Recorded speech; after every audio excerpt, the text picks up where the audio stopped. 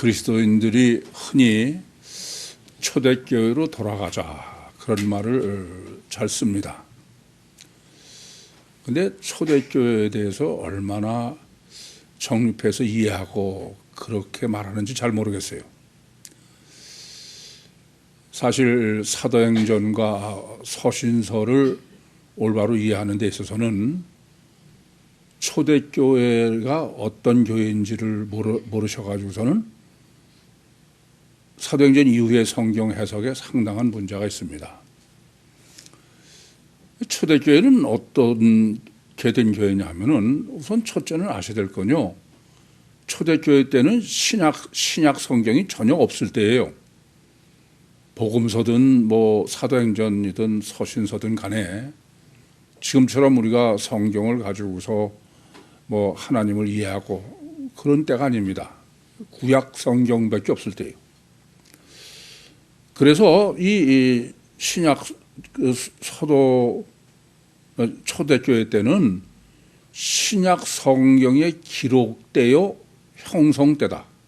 이것부터 정확하게 바로 이해하셔야 됩니다. 그러니까 신약 성경이 전혀 없으니까 그러면은 어떻게 신앙생활을 하느냐.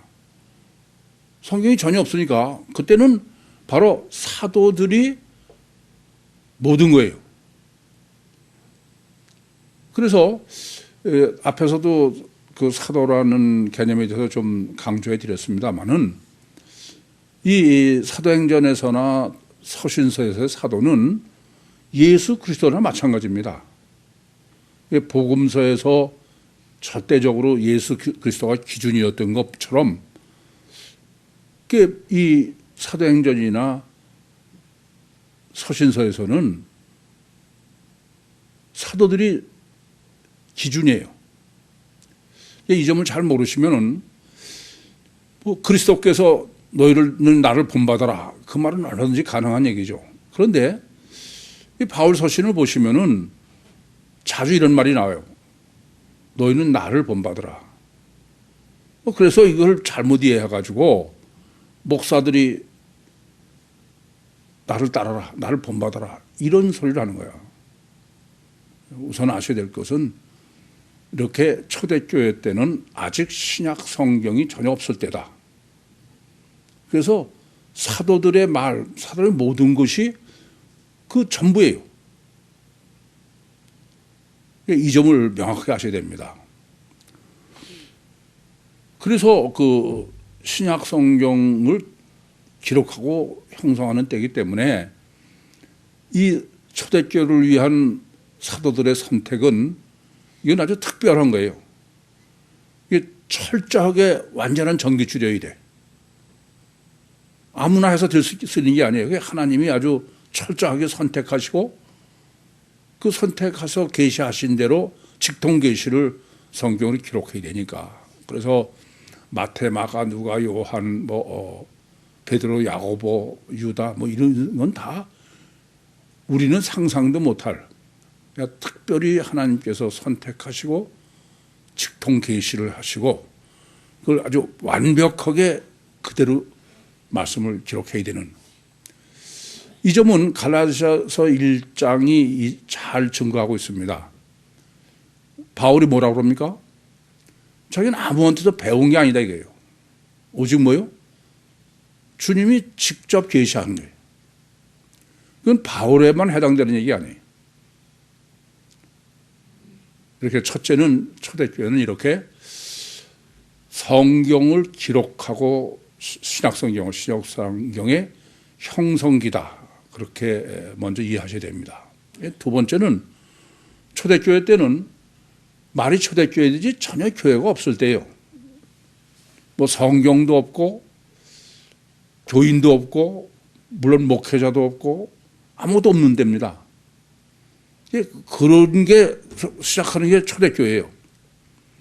그러니까 초대교회를 위해서 성경을 위해서 하나님이 모든 것 특별히 설정하시는 거예요. 이게 제가 사도행전서부터 그전에도 늘 말씀을 드립니다만은 하나님의 설정이다. 그걸 모르시고선 성경은 보시면 그건 성경을 전혀 잘못 해석하는 것이다. 그래서 무슨 이게 뭐 역사적으로 맞느냐 틀리냐 전혀 초점을 다른 데 두고 논쟁을 벌이는 건 참 한심한 얘기입니다. 오늘 본문에서도 32절에 베드로가 성도들에게 내려갔다 그렇게 돼 있는데 그 성도라는 건 하기였습니다. 구별된 사람이에요. 무슨 말씀이냐면은 구원받은 사람들이라는 뜻이 아니에요. 하나님께서 설정하신 들을 귀 있는 사람, 이런 구별된 사람이다 그런 얘기가 되는 것입니다. 모든 사건서부터 다 그거는 하나님께서 특별히 설정하신 거다. 그렇게 이해하셔야 우선 초대교회가 어떤 교회인지를 이해할 수 있겠습니다. 그래서 지금 32절에 보시면 때에 베드로가 사라방으로 두루 행하여 다니다가 이렇게 번역되어 있는데 이 말이 무슨 말이냐면은 그때는 뭐 이런 예배당도 교회도 없고 성경도 없고 교인도 없고 목회도 없을 때니까 아무것도 전무한 상태에서 사도들이 순회 목회를 하는 거예요. 여기저기 다니면서 목회를 하는 겁니다. 그리고 그 사람이 떠나고 나면 거기 이제 또 그동안의 사도들이 와서 보이고 말한 것 가지고선 또 신앙생활을 하게 되고 그런 거예요. 그러니까 전무한 상태에서 하나님이 설정해 놓으신 거기에 이제 순회 목회를 하는 것입니다. 제가 1년에 한 서너 번씩 지방의 교회를 이렇게 순회하는데 제가 그 순회하는 의도가 그렇습니다. 제 눈으로 보면 지구상엔 뭐 성경도 없고 교회도 없어요. 그래서 다행히 지금은 유튜브가 있으니까 또 우리가 내생명 성경 번역도 하고 그렇게 해서 신앙생활을 해서 오늘도 이 예배도 지금 뭐 우리나라뿐 아니라 전 세계에서 동시에 예배를 드리시는데 그래도 제가 1년에 한 서너 번씩은 지방교회에 순회를 합니다. 외국의 교회도 좀 순회를 할 생각이 있는데 요새는 할래도 또 뭐 코로나 때문에 자유롭게 하지도 못하고 그러고 있어요. 우선 이런 점을 이해하셔야 그래야 사도행전이나 서신서를 올바로 이해하실 수 있을 뿐 아니라 또 본문도 바로 해석할 수 있겠습니다. 우선 본문은 얼마나 중요하냐. 31절에 교회 신학을 정립했어요. 그래서 교회 신학은 베드로의 교회나 바울의 교회나 그건 다 주님의 교회로 하나다. 그렇게 정립하고서 그래서 지금 순회 목회의 시작이에요. 첫 단추다 이거예요. 그러니까 뭐 첫 단추의 강조법을 항상 말씀드리지만 이거는 교회여 초대교회에 있어서 절대예요. 그러니까 오늘 본문에서 올바로 정립하지 못하면 초대교회를 전혀 잘못 이해하는 심각한 문제가 생기는 이게 보통 중요한 데가 아닙니다. 그런데 그걸 또 지금 4절로 짧게 정립해 놓으셨으니까 하나하나 빠짐없이 뭐 정확하게 봐야죠. 오늘 본문은 글쎄요, 여러분들이 본문을 짧고 이렇게 이런 중요성을 깨달으셔서 하나하나를 많이 생각하고 고민하셨는지 다시 한번 생각해 보시기도 하는 귀한 시간이 될 것 같아요. 우선 성경을 해석함에 있어서는 첫 번째 늘 생각해야 되는 게 강조법이다 그랬습니다. 그 본문에서는 뭘 어떻게 강조하나 그걸 생각하지 않고서는 성경은 절대로 바로 해석할 수 없습니다.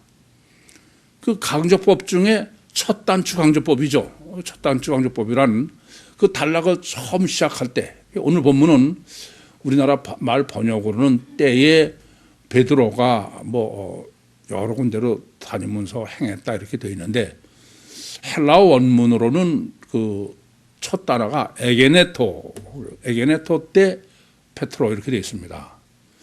이 에게네토라는 말은 기노마이라는 말인데 이 번역은 아마 이것을 행하다고로 번역한 것 같아. 이것 자체가 전혀 잘못 번역한 겁니다. 에게네토라는 말은, 기노마이라는 말은 영어로 하면 become이거나 또는 create입니다. 되어진다 이런 뜻입니다. 그리고 그 다음에 대는 end의 영어로. 그러니까 무슨 말씀이냐면은 31절의 교회론과 접속사 됩니다. 근데 그 앞에 첫 단어를 그 접속사보다 지난주처럼 에게네토로 한 거예요. 기노마이로 한 거예요.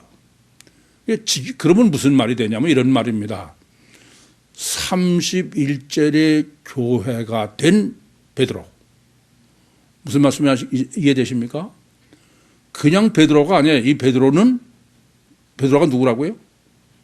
교회 베드로. 31절에 정립한 주님의 교회인 베드로 이런 말입니다. 이것부터 지금 그냥 평범하게 그냥 베드로가 뭐 여기저기 다녔다 그러니까 얘기가 틀린 얘기야.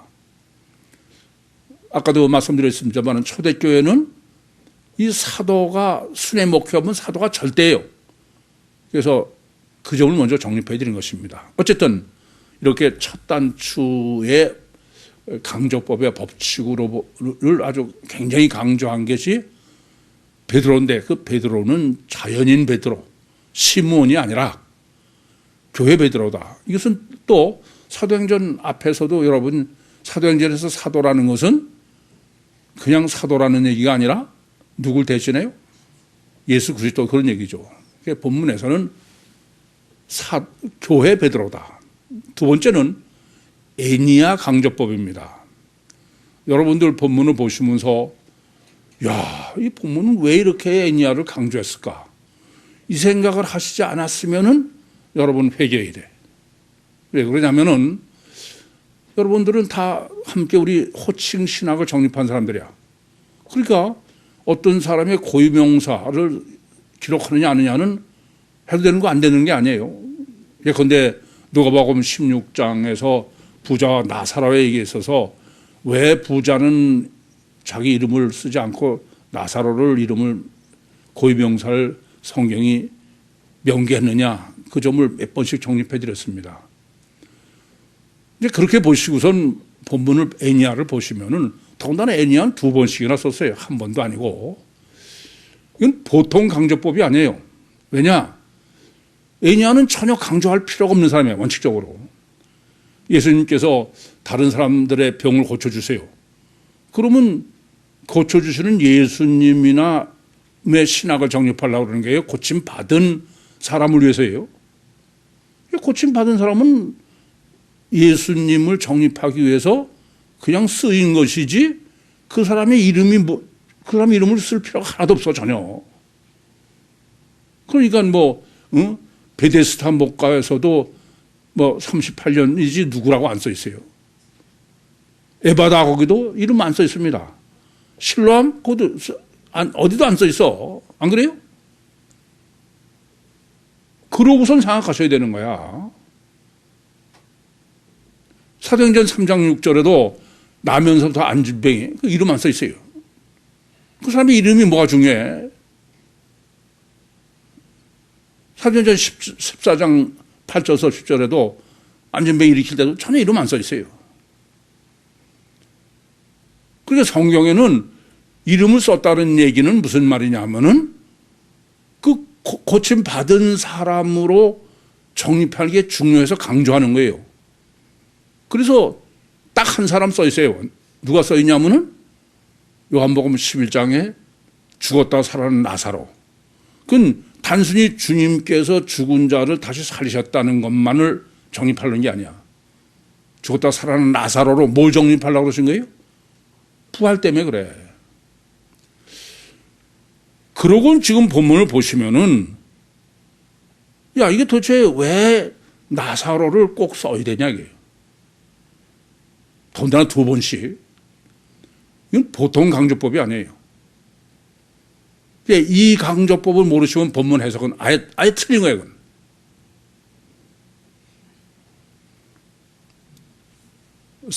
세 번째 지금 강조법은 중풍병이에요.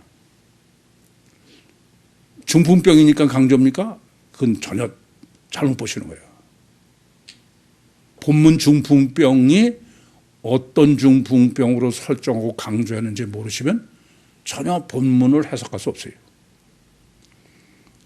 우리가 일반적으로 아는 병자는 장애자죠.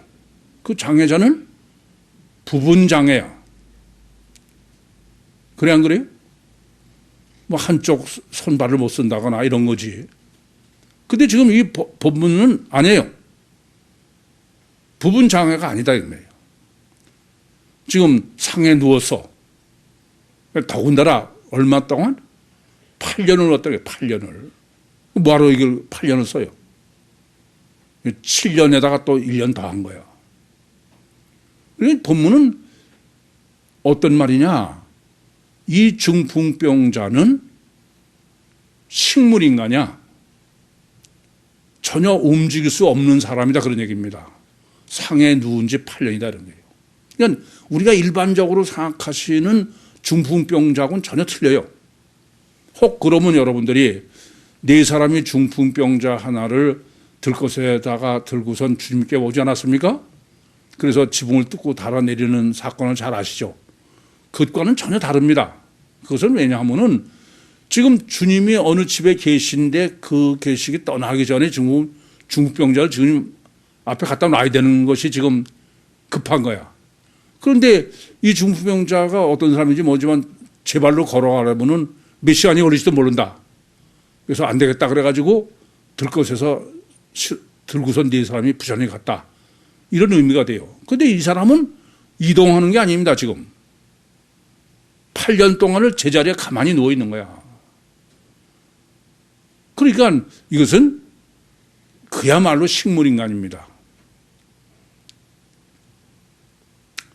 이 실제 얘가 윤집사예요. 다른 사람들은 대개 뇌졸중으로 반신불수가 되고 그러죠.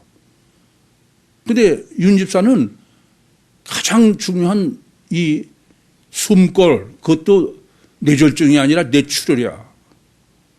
그랬던 사람이야. 아주 본문하고 딱 맞는 사람이야. 이게 완전한 불구자다 이런 얘기죠. 전혀 움직일 수 없는, 다르게 말씀드리면 이건 식물인간이다 그런 거예요. 강조법이. 근데 여러분들 혹시 그런 건 생각 안 하고 그냥 중풍병자가 8년 동안 누워있다 그러니까 지팽이 짚고 다니는 그런 사람 정도, 그건 전혀 틀린 얘기예요.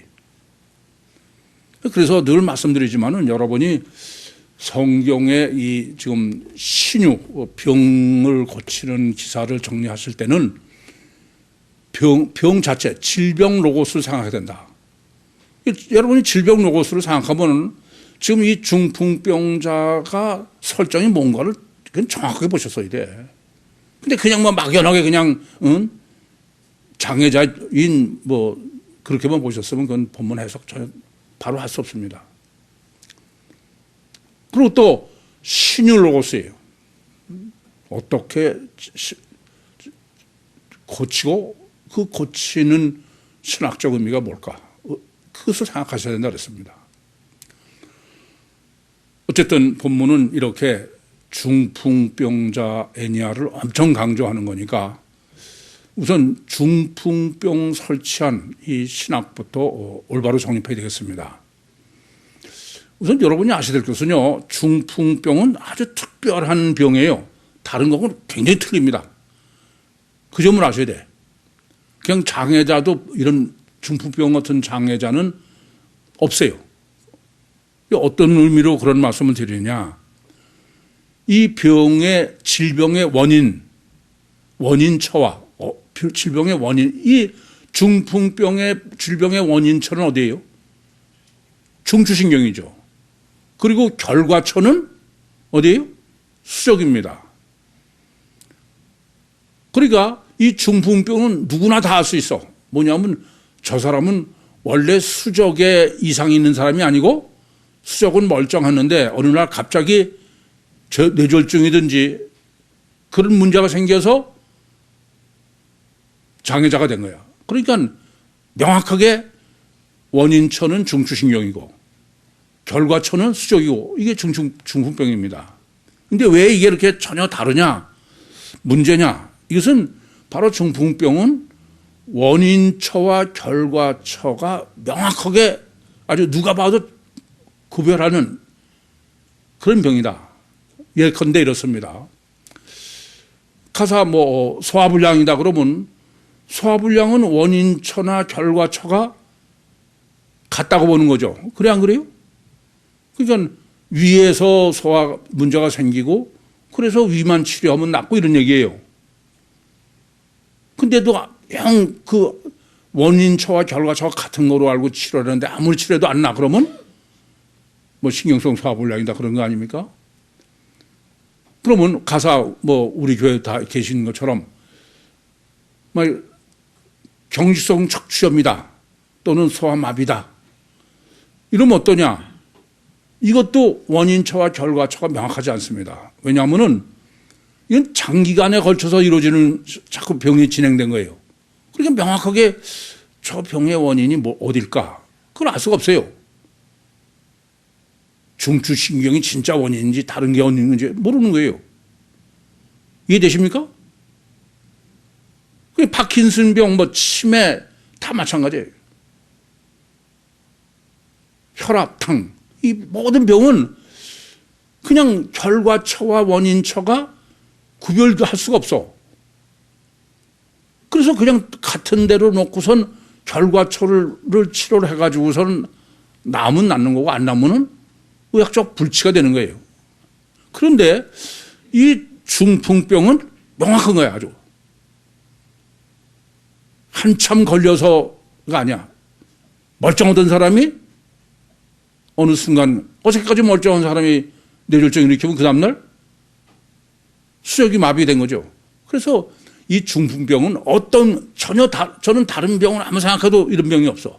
그러니까 병의 원인처는 중추신경이고 결과처가 수족이다. 이게 아주 가장 명확한 게 지금 중추신경이다. 중풍병이다. 이거 설정해 놓으셨다는 걸 잊지 마셔요. 두 번째는 치료의 문제예요. 이 치료를 조금 전에도 말씀드렸지만 소화불량이 됐든 치매가 됐든 어떤 결과처나 원인처나 똑같게 보니까 그냥 결과처에서 소화불량 예를 들면 거기서 또 혈압, 당 다 약을 투약하면 낫다. 그러니까 그것은 원인처와 결과처가 같은 게 되는 거예요. 전혀 알 수가 없는 거죠. 그런데 중추신경은 결과처 이게 명확하니까 원인처가 아니고 결과처가 수족인데 근데 수족에서 아무리 치료를 해도 완치가 안 돼. 이해돼요? 무슨 말씀인지? 그럼 이런 얘기가 되는 거야. 다른 병들을 가지고는 인간은 결과라고 생각한 데서 치료해도 원인까지 낫다. 그렇게 보이잖아요. 그러니까 그건 단일체라는 논리가 가능합니다. 그런데 결과처에서 아무리 치료를 해도 안 나. 중추신경이 낫지 않아. 그러면 그것은 단일체가 아니죠. 이것은 불가능하니까. 단일체는 결과처에서 처치를 한 것이 원인처가 치료가 돼야 되는 거예요. 그건 동일한 거니까. 근데 치료가 안 된다. 그 말은 원인과 결과가 다른 거야. 그러니까 수족을 아무리 물리치료를 해도 중추신경은 낫지 않는다. 그러면 그것은 단일체가 아니라 이중체라는 아주 명확한 것이다. 이게 지금 본문이 이 순회목회의 교회론으로 정립하면서 설정한 중추신경의 신학이에요. 이건 신학이나 과학입니다. 그렇지 않습니까? 저는요, 중추신경 가지고선 정직하게 논쟁을 하면은 인간은 절대로 단일체가 아니야. 그건 이중체지. 그런데 의사들은 이런 얘기를 하면 아예 안 들어. 이게 중요한 거는 다른 사람이 어떤 건 상관없어. 여러분들은 이 중추신경을 통해서 야, 인간은 절대로 단일체일 수가 없다. 이중체다. 이것이 좀 더 확실해야 돼. 사실 문제는 여기 있습니다. 성경이 증거하는 것은 인간은 이중체야. 근데 이 세상은 전부 물리적 인간, 다윈의 진화론 때문에 단일체인 거야. 이것이 가장 심각한 문제입니다. 그래서 과연 단일체냐 이중체냐. 이 본문은 지금 복음을 전하는 거예요. 전하면서 제일 먼저 확실하게 정립해야 되는 것이 뭐냐면 이중체 신학이다. 그걸 어떻게 하느냐. 지금 이렇게 중풍병을 설정해서 중풍병으로 꼼짝 못하게 이중체를 확정한 다음에 왜 예수 그리스도예요? 예수 그리스도라는 말이 무슨 말입니까? 이중체예요. 예수와 그리스도. 아시죠? 또 베드로도 시몬이 아니에요. 베드로는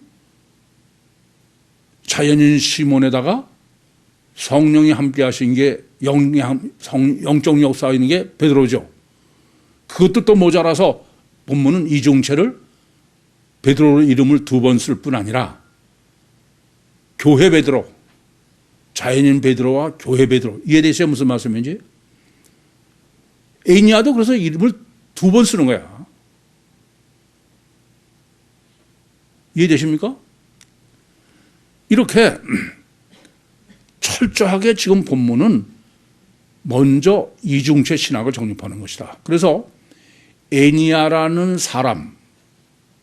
사람이라는 말 쓸 필요 없어요. 근데 안드로포스야. 무슨 말씀이냐면은 이건 일반론으로 정립하라게. 이중체를 지금 그 중풍병 신학과 또 교회 베드로 신학과 에이니아 신학으로 해서 일반론으로 정립하라는 얘기입니다. 그래야 교회 된다는 얘기예요. 아시겠습니까? 보통 강조법은 실제로는 이중체에 있다.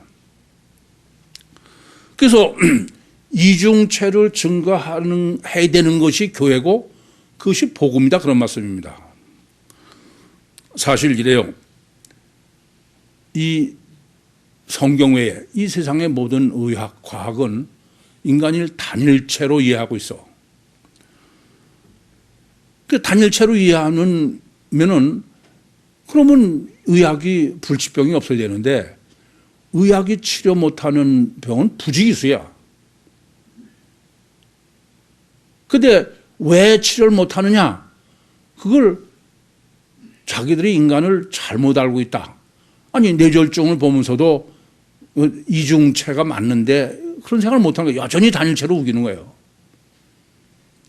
그런데 내생명운동은 왜 이렇게 중요하냐? 내생명운동은 성경적인 이중체를 인간의 성경적 이중체를 체계를 정립하고 이중체의 작동 원리를 정립해서 그 원리 법칙대로 하는 게 내생명운동이에요.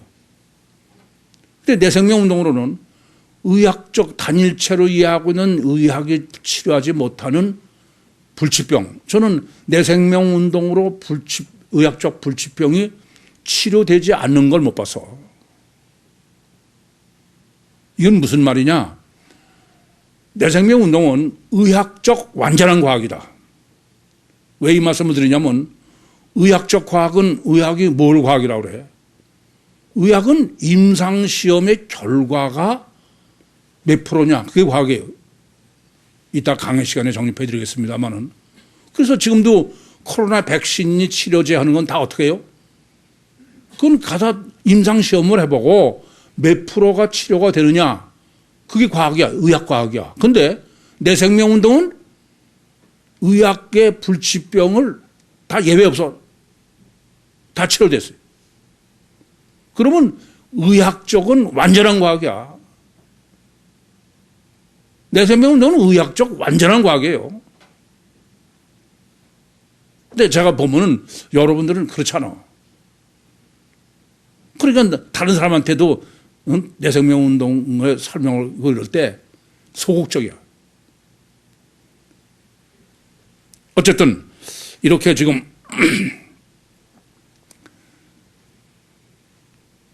본문은 이중체 신학으로 지금 정립하려고 그러는 것은 이중체로 뭘 하려면 첫째는 교회예요. 그래서 시작 자체가 교회 된 베드로, 교회 베드로. 그래서 교회 신학을 먼저 정립해야 된다. 본문엔 교회라는 단어가 하나도 안 나오지만 바로 접속사로 이미 정리해 드린 바와 같습니다. 그럼 첫째 이렇게 이중체인 베드로, 교회 베드로는 신학은 어떤 거냐? 첫째는 이렇게 교회 베드로는 전지전능하다. 전지전능하다. 이게 본문이 말하는 거는. 왜냐? 이래요. 지금 32절에 베드로가 성도들에게 갔다는 거예요. 이게 본문에 성도라고 그랬지만 성도는 아까도 말씀드렸지만 구원받은 사람이 아니야. 이건 지금 구별한 거예요. 귀 있는 사람이에요. 그러면 그건 하나님만 아시는 거죠. 그런데 지금 본문은 뭐냐면 베드로가 귀 있는 사람을 한테 찾아갔다 이거예요. 전지하다 이겁니다. 또 애니야를 어떻게 알고 불러? 애니야야 그래. 베드로는 전지하다 이거예요. 아니 예수님께서 삭개오야 구약에서도 이름을 누굴 부르는 하나님만 할 수 있는 거죠. 그래 안 그래요?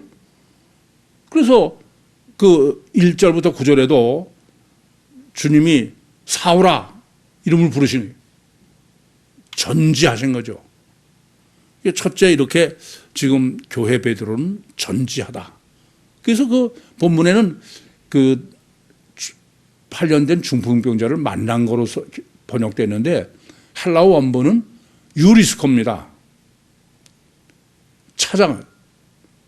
미리 알고 찾아가는 거예요. 이에 대해 무슨 말씀인지 전지하고 예수님도 베데스다 목가에 보시면은 일부러 38년 알아놓은 사람을 찾아가시죠. 그리고 지금 이 중풍병을 고친 거예요. 그러니까 첫째 지금 교회 베드로는 전지전능하다. 그게 본문이 계시하고 있는 교회 베드로다. 두 번째는 지금 교회 베드로인데 이 애니야야 예수 그리스도께서 너를 낫게 하신다 이게요. 이 말씀은 뭐냐면은 이 교회 베드로는 주님이 직접 강림하셔서 직접 간접이 아니고 직접 고쳐주는 거예요. 직접. 그렇다고 지금 주님께서 지금 예수 그리스도라는 것은 육신에 계신 예수, 공생의 예수 아닙니까? 공생의 예수가 지금 실제로 하시는 게 아니잖아요. 무슨 말이냐면은 주님이 직접 강림하셔서 보혜사죠. 직접 역사하셔서 직접 낫게 하는. 늘 말씀드리지만은 이건 굉장히 중요한 문제야. 자꾸 간접 예수 피로 제사만 그런 일 없어요. 예레미야서 31장 32절 또 마찬가지.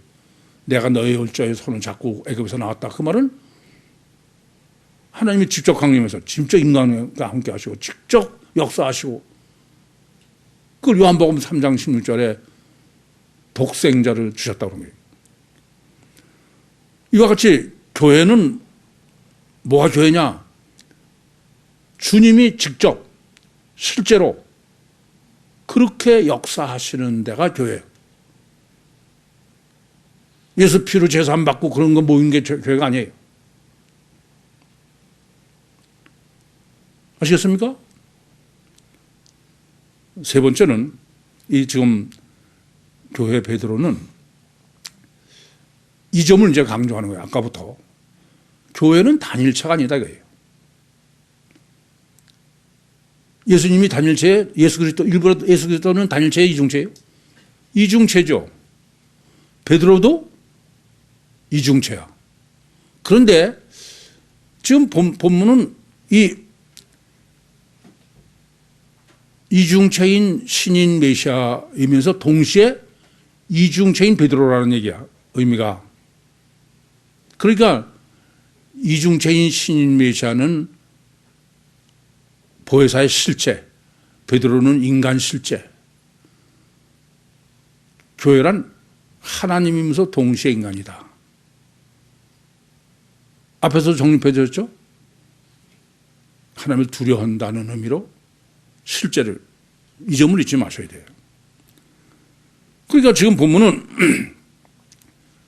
교회는 이와 같이 인간과 하나님이 하나가 된 이중체. 그러니까 성령 신하신 메시아도 교회요. 그렇게 보면 성령으로 거듭난 베드로도 교회요. 그게 교회인 거야. 뭐 여러분 열심히 교회 나와서 예배 그러면 그건 교회 아니에요. 이해되십니까? 그게 지금 우선 교회로는 완전히 하는 거예요. 그렇게 하려면 어떻게 되느냐? 철저하게 베드로는 전기줄자예요. 그러니까 예수 그리스도 다른 때처럼 은과 금은 내게 없고 내게 있는 것으로 내게 주는 얘가 아니야. 이건 아예 완전히 공생에 계신 예수님이 베드로를 통해서 뿐이지만 직접 애니아를 지금 낫게 하시는 거죠. 그래서 그것은 바로 교회란 이렇게 주님이 다시 이중체로 살아나는 것이나 똑같다. 그런 말입니다.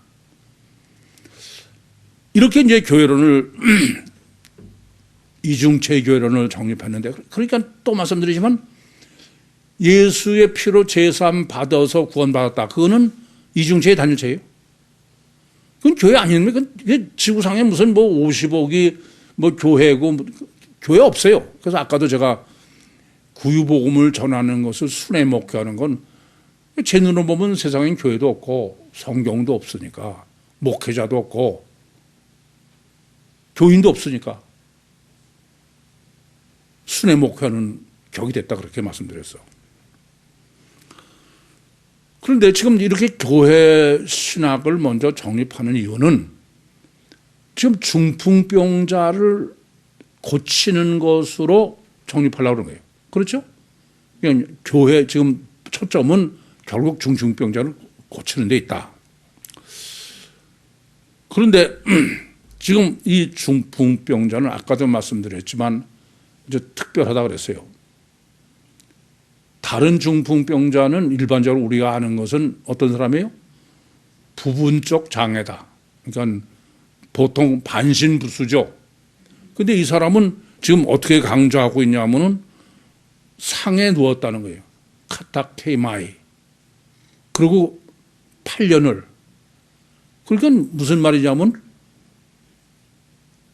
식물인간이다. 살아있지만 꼼짝다삭 할 수 없는 사람이다. 그런 의미죠.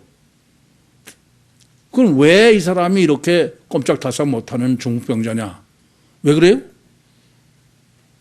중추신경의 문제지 수족의 문제가 아니다. 그렇죠? 그게 중풍병으로 설정한 거 아닙니까?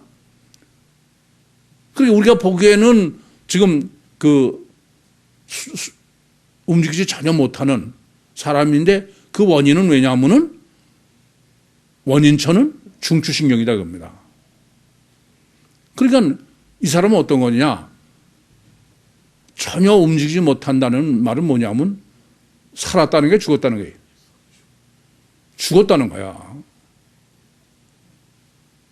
그러니까 이 사람은 보기에는 살았지만 실은 죽었다 그런 얘기입니다. 근데 뭐가 죽은 거예요? 영이 죽은 거야. 중추신경이 죽은 거예요. 지금 본문 설정은. 그러니까 이 사람은 육신이 죽은 게 아니야. 육신은 멀쩡하게 살아있는 거야, 사실은. 근데 누워서 8년이 있다는 건 아까도 7년 더하기 1년이라는 말인데 이거는 영혼이 누워있다는 그런 마찬가지예요. 그러니까 죽긴 죽었는데 뭐가 죽었냐 하면 중추신경이 죽었다. 그럼 뭘 죽은 거를 지금 정리하려고 그래요? 원죄야, 원죄. 창세기 2장 16절과 17절에 하나님께서 아담에게 내가 동상 각종 나무의 실과는 입으로 먹되 선악을 알게 하는 나무의 실 먹지 마라. 먹는 날엔 정령 죽으리라. 그런데 하와가 먹었어. 근데 먹었는데 아담이 보니까 죽지 않고 살아있잖아요. 그게 뭐냐면은 육은 살았지만 영은 죽은 거다 그런 얘기예요. 근데 아담이 보니까 안 죽은 거니까 저도 먹은 거 아닙니까?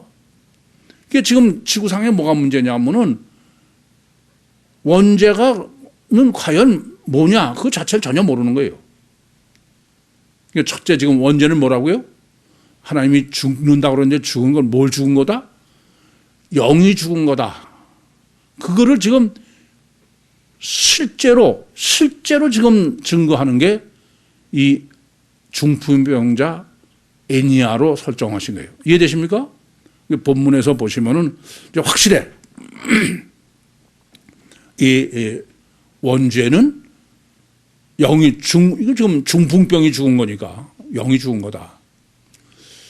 두 번째는 지금 이렇게 누워서 그러고선 식물인가로 8년이 있는 거예요. 그런데 영이 죽었다는 개념을 많이들 잘못 이해하는 것 같습니다. 영은 죽을 수 있어요, 없어요? 영은 죽을 수 없어요. 고린도후서 4장 18절 말씀처럼 보이는 것은 잠깐이요 보이지 않는 건 영원한 거야. 영은 한 번 창조되면은 아니 죽을 수가 없어, 없어질 수가 없어요. 그게 문제라고 그랬죠. 그런데 하나님께서는 창세기 2장 16절과 17절에 죽는다고 그런 거야. 그럼 뭐 어디 죽었냐? 그럼 우선 영의 신학을 바로 정립하지 못해서 그렇죠. 영은 또 말씀드리지만 시공을 초월한 존재예요. 그래서 그건 불사조지에 죽을 수가 없다. 그럼 영이 죽었다는 것은 뭐냐? 그게 본문이 증거하는 겁니다. 영이 죽었다는 것은 영의 자유를 잃은 거야. 이해되십니까? 영은 시공을 초월하고 완전 자유자인데 영이 죽었다는 것은 우리가 생각하는 죽는 게 아니고 영이 자유를 잃은 거다 이겁니다. 이 점을 아셔야 돼. 여러분들은 내가 영이 살아나 죽으나 생각해야 돼.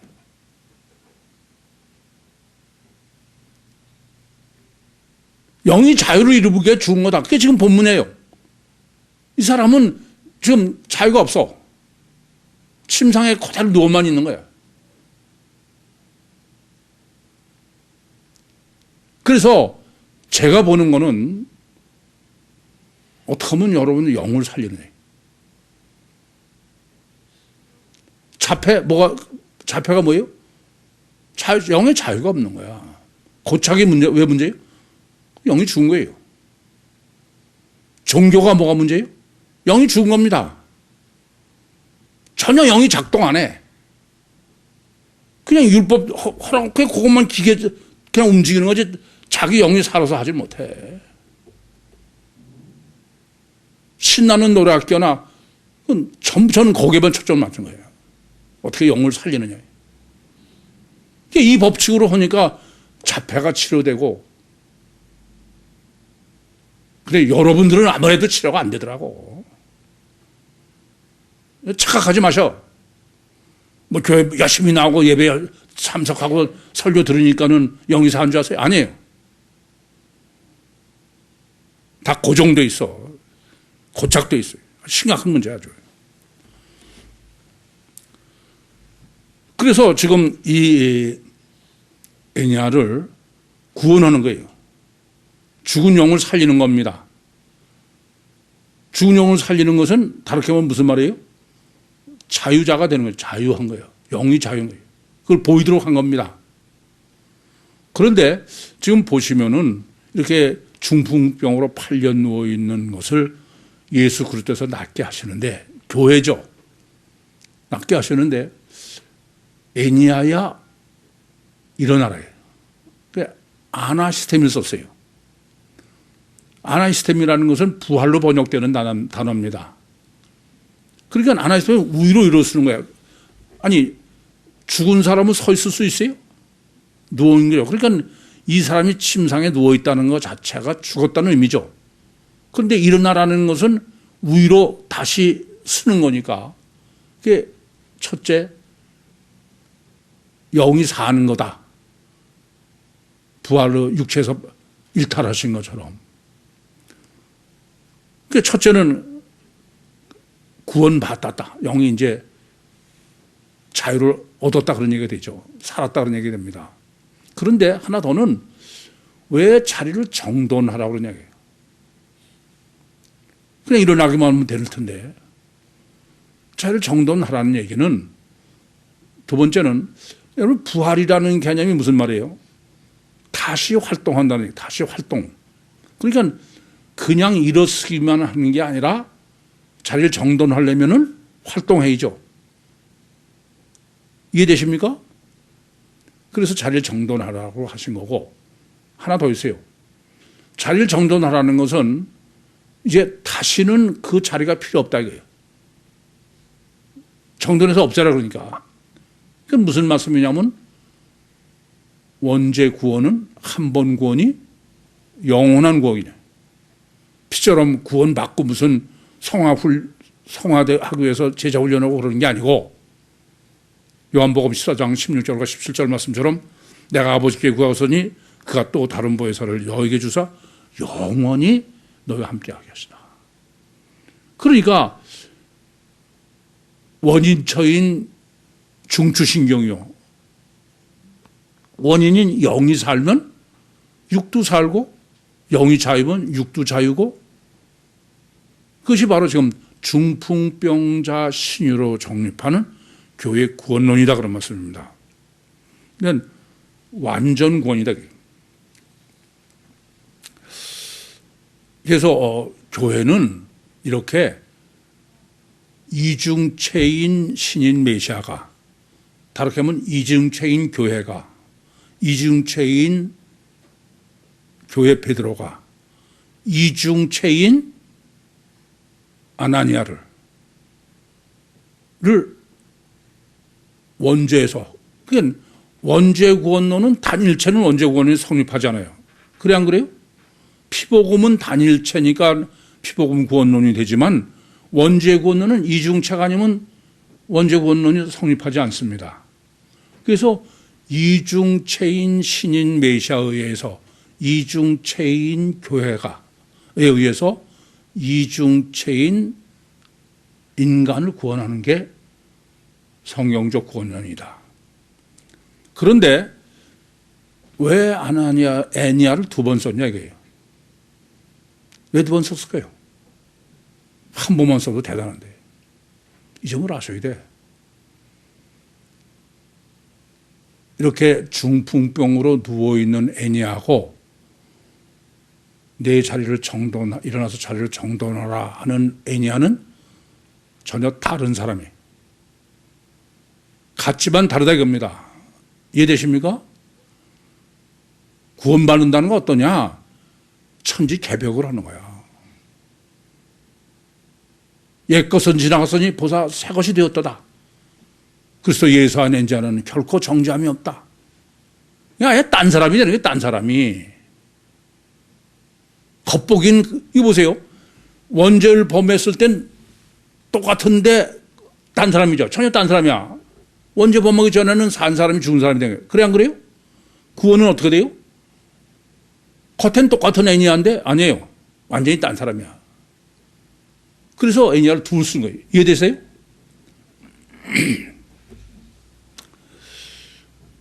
그러면 이제 방금 말씀드린 대로 성경적 구원론, 신인 메시아의 구원론, 교회의 구원론은 원죄 구원이에요. 자범죄 구원이 아니라. 그럼 원죄가 뭐가 원죄입니까? 여러분 원죄가 뭐가 원죄예요? 원죄는 하나님과 왼수된 게 원죄야. 창세기 2장 16절과 17절에 너 동산 각종 나무의 실과는 임의로 마음대로 먹어라. 그런데 선악을 알게 하는 나무의 실과는 먹지 마라. 먹으면 죽는다. 그랬는데 뱀이 야, 너 하나님이 너 사기친 거야. 너 또 먹으면 너 하나님 같이 돼. 그게 원죄예요. 무슨 말이에요? 하나님과 왼수되는 거야. 원죄라는 건 하나님과 왼수된 거예요. 그러니까 여러분 이걸 잊지 마셔. 아무리 구익교회 나오시고 신앙생활 열심히 하는 것 같아도 원죄를 아직도 해결하지 못하고 있으면 나는 여전히 하나님과 원수지간이라는 사실을 아셔야 돼. 아시겠어요? 뭐 내가 무슨 열심히, 그니 원수지간이니 뭐 그게 지옥까지 천국 갈 수가 없지. 안 그래요? 그럼 하나님과 원수지간이면 구원은 어떻게 해야 받는 거야?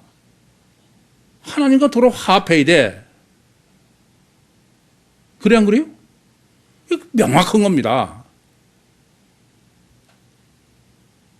성경적 구원론은 하나님과 도로 화합하는 거야. 그래서 하나님 맨 처음부터 설교를 하실 때 하나님과 인격적으로 화목한 자녀가를 얻기 위해서 이중체로 설교를 하신 거예요. 이중체 신학으로 지금 원죄론하고 지금 결탁해서 지금 정립해야 될 문제가.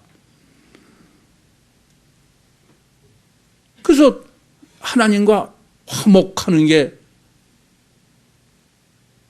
하나님의 뜻이고, 그런데 하나님 먹지 말라는 먹고 원수가 된 거야. 그럼 방법은 하나밖에 없죠. 다시 하나님과 화합해야 돼. 그 외에는 아무 방법이 없어. 그런데 지금 본문이 중요한 것은 화합을 하되 중풍병이 해결되려면, 원죄 해결되려면은 뭐로 해결해야 돼요? 중추신경에서 해야 되지 아무리 수족 가지고 해봐야 안 돼. 수족 가지고 한다는 얘기는 뭐예요? 종교적으로 해봐야 안 되는 거야. 하나님과 화목하는 것은 영적인 문제요, 심정의 문제지 육적으로 내가 무슨 뭐 열심히 예배드리고 또 무슨 회교도처럼 코를 땅에 대고 뭐 하고 그렇게 되는 거 아니니까 전혀 소용없어. 그래서 여러분에게 그냥 봉사하지 못하게 하는 거예요.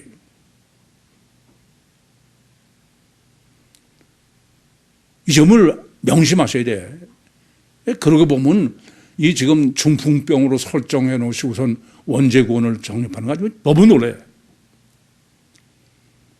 그래서 이 지금 35절에는 이 지금 사람들이 그 애니아 중풍병자 애니아가 난 걸 보고서 모두 호라옵니다. 보고서 주께로 돌아왔다는 거예요. 보고서 예수 믿었다, 예수 피 믿었다, 교회 왔다 가냐, 주께. 근데 우선 첫째 돌아왔다는 게 스트레퍼가 아니에요. 에피스트레퍼야. 무슨 소리예요? 심령이 돌아왔다는 거야. 또 주께도 에피꾸리오스야. 이중체인 신인 메시아의 근본이신 속사람 주님께로 돌아왔다 이겁니다. 그게 선교고 그게 전도예요. 문제는 이렇게 겉이 아니고 속이 들어왔다. 그리고 이것은 방금 말씀드린 것처럼 천지 개벽을 해야 돼. 전혀 다른 애니아가 돼야 돼. 그 저는 뭐냐면 가치관의 혁명이 일어나야 된다 이겁니다. 근데 제가 아무리 여러 개 그냥 목이 터져라고 가치관의 혁명을 얘기를 하고 세미나를 얘기해도 제가 너무 놀라는 거는 여러분들은 여전히 종교적이야. 관념이지 실제가 아니더라 이겁니다. 자, 이렇게 말씀드려요. 바로 구원이라는 건 뭐냐? 사도행전 16장 31절로 주 예수를 믿으라. 그리하면 너와 내 집이 구원을 얻으리라. 이것은 내 마음의 주인이 너였던 데서 예수로 바뀌는 거다. 맞아요? 틀려요? 정확한 얘기입니다. 마음의 주인을 예수로 바꾸는 것에는 그 말을 전했다고 해서 전하는 거 아니야. 제가 많은 경우를 보면은 아니 그렇게 듣고선 그 소리만 전하는 거 그건 아니에요. 그 사람이 종교야. 그게 무슨 실제인가를 고민 안 하는 사람이에요. 자기도 그럼 된 줄 알아. 그럴까 봐 제가 교회 세미나한테 뭐라고 그래요? 내가 이 질문에서 0.5초도 앉아서 예수 믿는다. 그 얘기 대답하는 건 아니다. 왜냐하면 그 마음속에는 영 예수가 없다기. 또 결혼으로 얘기했잖아요. 그런데 그냥 지금 다른 사람은 죽느냐 사느냐 천국 가느냐 방금 운명한 사람한테 당신 마음의 주인을 예수로 받고 얼마나 어려운데 그게 정말 이걸 어떻게 해야 될까 고민도 안 하는 거죠. 여러분이 다 제 설교를 듣고 그러는 게 똑같아. 실제로 고민 안 하는 거예요. 그게 종교야.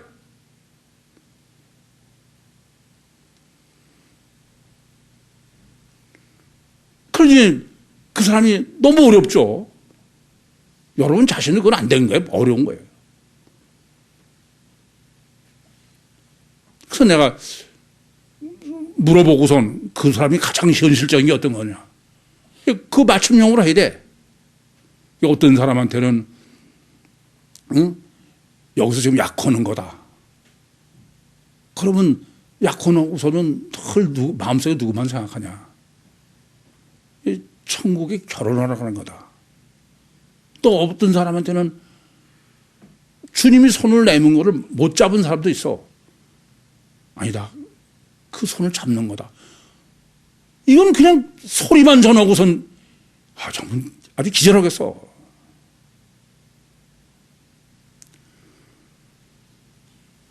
주님이 예수 그리스도에서 낫게 하신다는 것은 일부러 지금 예수 그리스도는 보혜사 성령이지 성육신에 하고 계신 예수 그리스도가 아니야. 근데도 예수 그리스도라는 건 뭐예요? 실제인데 실제가 아닌 건 그건 이 종교가 제일 무서운 거는 그래서 여러분 마찬가지예요. 그 회 얘기도 전혀 안 들어. 그냥 그것만 듣고서 그걸 끝낸 거야. 그건 지금 하나만 예를 들은 것뿐이야. 여러분이 무슨 설교 정리하는 거 또 여러분이 그 얘기를 들어보면 완전 기절하겠어 정말. 막말로 정말 미치고 팔딱 뛰겠어 그냥.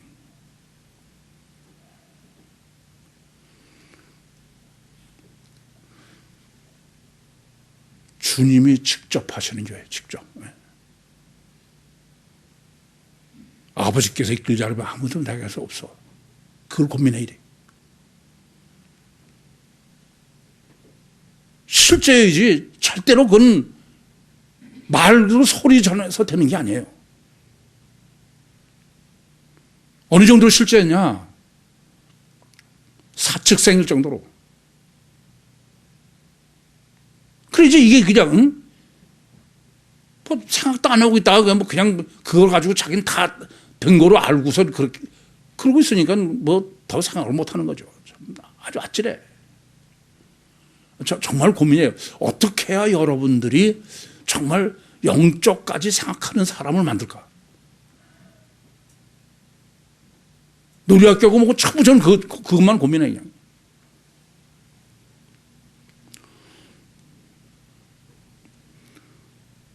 주님께서 낫게 하신다는 교회의 구원은 이중체인 신인 메시아가 이중체인 교회에 이중체인 교인을 원죄로 구원하는 거예요. 그 원죄 구원은 하나님과 화목을 해야 되는 거예요. 보혜사 성령으로 내 안에 임마누엘 하시는 그것이 구원이고 그것이 선교고 그것이 전도예요. 여러분 정말 다시 생각하세요. 종말 때 초대교회 때에 설정하시고 택하신 것과 마찬가지로 종말을 위해서 여러분을 선택하신 걸 저는 믿습니다.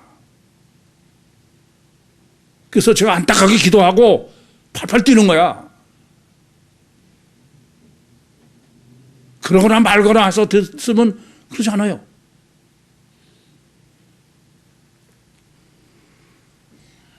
정말 보혜사 성령을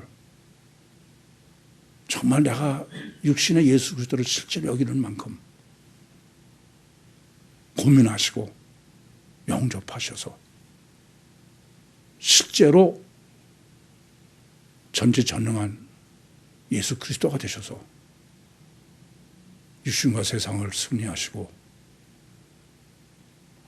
주님 오실 때 다 같이 휴거해서 공중에서 주님을 만나는 우리 모두가 되시기를 정말 소원합니다.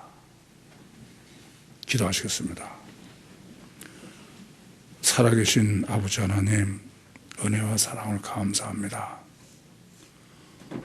종말 때 정말 주님의 사랑과 놀라우신 능력으로 일일이 선택하시고 인도하시고 역사하셨사오니 더욱더 크신 능력으로